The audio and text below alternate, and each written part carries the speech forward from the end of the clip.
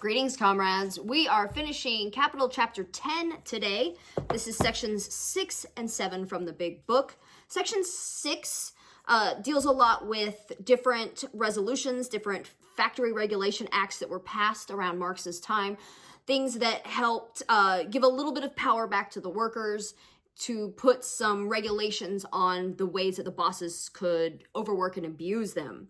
He talks about the Factory Act of 1833, that it reduced the working day for adult men to 12 hours, including meals. It said no kids under 9 could work in factories, and kids 9 to 13 could only work 8 hours a day. So obviously, not the best, but positive changes for workers. And of course, Capital was pissed about that and chipped away at these regulations. Another Factory Act passed in 1844, put some protections on women workers over 18, and reduced hours for kids under 13 to 6.5 to 7 hours a day.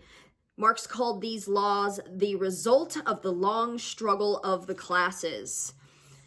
But of course, the capitalists continued to revolt against these regulations.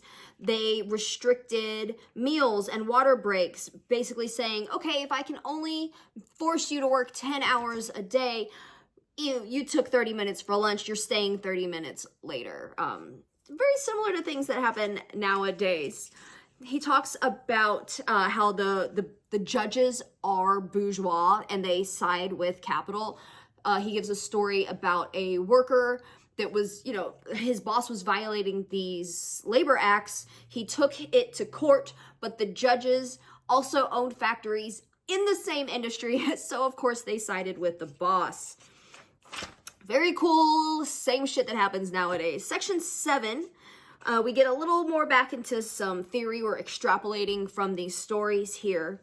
A couple of points he makes. The passion of capital for an unlimited and reckless extension of the working day to control the part of society that regulates, right? So that's why these factory owners and capitalists are also judges. They are also the regulators that come into factories to make sure everything's fine.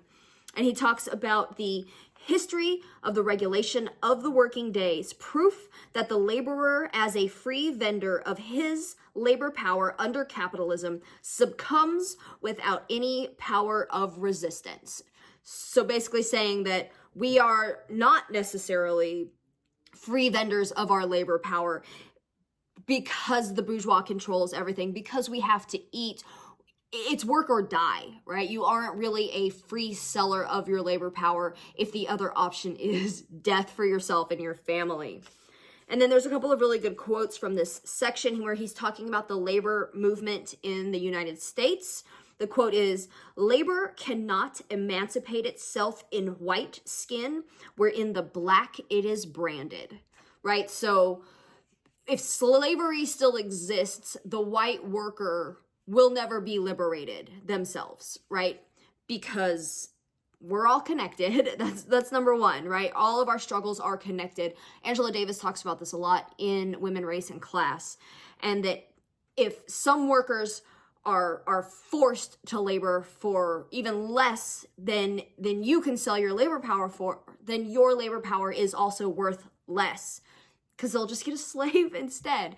It's the way we treat what is the word I'm looking for? Migrant workers here in the States, right? We talk a lot about, well, not we, us, but the bourgeoisie talks a lot about restricting immigration, and yet they want immigrant workers because they can work for less money because they're undocumented and they are not beholden to these labor laws when it comes to migrant workers.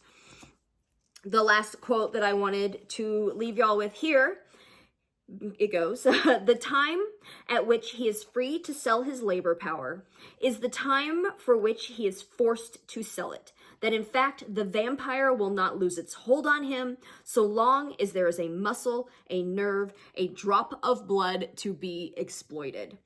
And here again, he's talking about the boss, the capitalist, as a vampire that will suck every essence of life out of the worker just to make another dollar. Eat the rich.